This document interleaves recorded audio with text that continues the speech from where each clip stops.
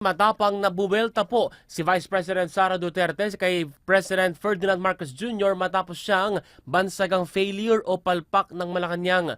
Ang bago alegasyon ng ikalawang Pangulo sa Presidente ng Pilipinas, si PBBM ang failure dahil umaga pa lang may alak na raw umano si Marcos. Kwento po yan ni VP Sara sa media.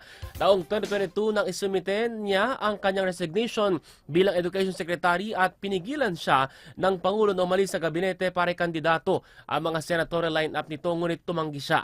Dagdag pa ng Vice President Sara noon, doon niya naamoy ang Pangulo na parang nakainom na bago pa man magtanghali. Magugunit ang binira ni VP Sara ang estado ng edukasyon sa bansa, bagay na sinabi na Malacanang ay sumasalamin sa sariling kapalpakan ni Duterte bilang dating kalihim ng DepEd. Amoy alak siya. At kung ako ang pahulain, kung ano yung alak na yon, whiskey. Pero hindi ko naman siya nakita nag-inom ng whiskey. Nakikita ko siya lagi umiinom ng champagne. Pero amoy alak siya at 10:30 in the morning. Doon na-confirm yung decision ko na mag-resign.